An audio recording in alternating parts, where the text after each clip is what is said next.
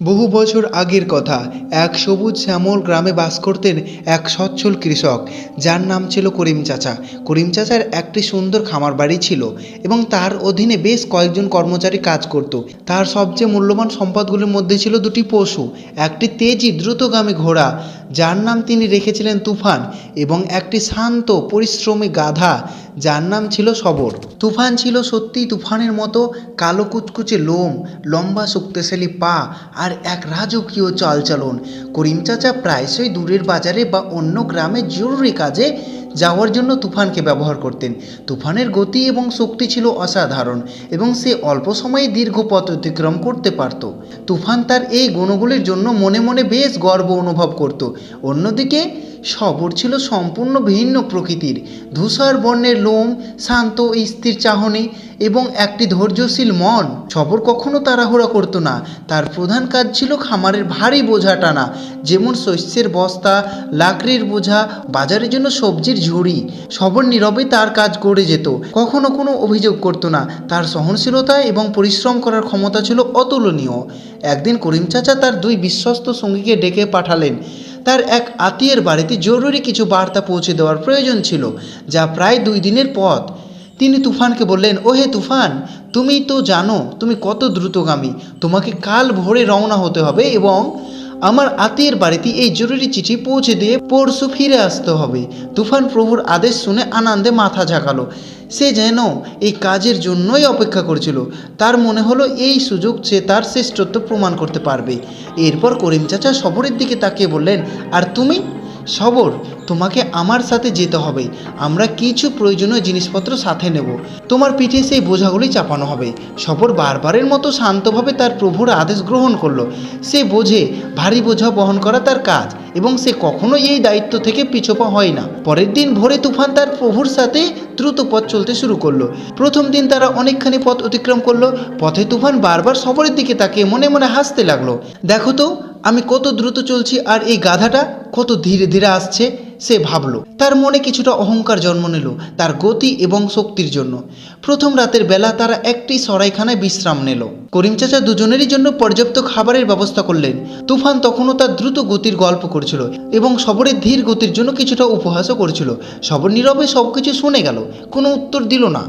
পরের দিন করিম চাচা এবং সবর তাদের যাত্রা অব্যাহত রাখলেন। বেলা বাড়ার সাথে সাথে আবহাওয়া খারাপ হতে শুরু করলো। হঠাৎ আকাশ কালো মেঘ ঢেকে গেল এবং মুষলধারে বৃষ্টি নামতে শুরু করলো। রাস্তা পিচ্ছিল হয়ে গেল এবং হাঁটা চলা করা কঠিন হয়ে পড়লো। তুফান যে দ্রুত গতিতে চলতে অভ্যস্ত ছিল, পিচ্ছিল রাস্তায় বারবার হোঁচট খেতে লাগলো। তার ক্ষিপ্রতা এই দুর্যোগপূর্ণ আবহাওয়ায় তার জন্য বিপদ ডেকে আনলো। একসময় সে নিয়ন্ত্রণ হারিয়ে রাস্তার পাশে একটি খাদে পড়ে গেল এবং তার পায়ে গুরুতর আঘাত লাগলো। করিম চাচা দ্রুত তুফানের কাছে ছুটে গেল এবং তাকে তোলার চেষ্টা করলেন, কিন্তু তুফানের পক্ষে আর হাঁটা সম্ভব ছিল না। করিম চাচা খুবই চিন্তিত হয়ে পড়লেন। একদিকে তার জরুরি বার্তা পৌঁছানো দরকার, অন্যদিকে তার প্রিয় ঘোড়াটি আহত। ঠিক সেই সময় সবর ধীরে ধীরে হেঁটে তাদের কাছে পৌঁছালো। করিম চাচা সবরের দিকে অসহায়ভাবে তাকিয়ে বললেন, সবর, এখন কি হবে? তুফান তো চলতে পারছে না। সবর শান্তভাবে তার প্রভুর দিকে তাকালো, যেন সে বলতে চাইল, আমি তো আছি। করিম চাচা বুঝতে পারলেন এখন সবরেই একমাত্র ভরসা। তিনি আহত তুফানের পিঠ থেকে হালকা বোঝা নামিয়ে সবরের পিঠে চাপালেন। সবর সামান্যতম দ্বিধা না করে সেই বোঝা বহন করতে শুরু করলো। পিচ্ছিল রাস্তা এবং দুর্যোগপূর্ণ আবহাওয়াতেও সে ধীরে কিন্তু অবিচলভাবে পথ চলতে লাগলো। বৃষ্টি চলতেই থাকলো। পথ আরও কর্দমুক্ত হয়ে গেল, কিন্তু সবরের ধৈর্য এবং পরিশ্রম করার ক্ষমতা যেন আরও বেড়ে গেল। সে করিম চাচাকে তার আত্মীয়ের বাড়ি পর্যন্ত নিরাপদে পৌঁছে দিল। করিম চাচা সময় মতো তার বার্তা দিতে পারলেন। কয়েকদিন পর করিম চাচা এবং সুস্থ হয়ে ওঠা তুফান যখন গ্রামে ফিরে আসছিলেন, তখন তারা সেই খাড্ডির কাছে থামলেন যেখানে তুফান পড়ে গিয়েছিল। তুফান তার ভুল বুঝতে পারছিল। সে বুঝতে পারছিল শুধু দ্রুত গতি এবং শক্তি সব কিছু নয়, দুর্যোগের সময় ধৈর্য এবং সহনশীলতায় আসল বন্ধুর মতো পাশে থাকে। গ্রামে ফিরে আসার পর করিম চাচা এবং গ্রামবাসীদের কাছে তুফান এবং সবরের গল্প বললেন।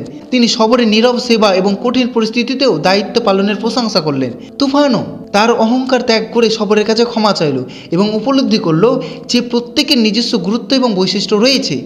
এই গল্পটি আমাদের শেখায় যে বাহ্যিক জয়লাস বা দ্রুততা সবসময় কাজে আসে না। জীবনের কঠিন সময়ে ধৈর্য, সহনশীলতা এবং অন্যের প্রতি সাহায্য করার মানসিকতা আসল শক্তি। গাধা যেমন নীরবে তার দায়িত্ব পালন করে, তেমনি আমাদের জীবনেও ছোট ছোট কাজগুলি অনেক সময় বড় উপকারে বয়ে আনে।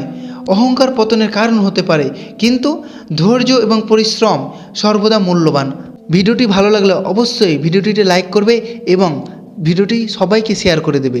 আর হ্যাঁ, চ্যানেলে নতুন হয়ে থাকলে চ্যানেলটিকে সাবস্ক্রাইব করার জন্য স্বাগত জানাচ্ছি আমার তরফ থেকে। আসসালামু আলাইকুম ওয়া রাহমাতুল্লাহি ওয়া বারাকাতুহু।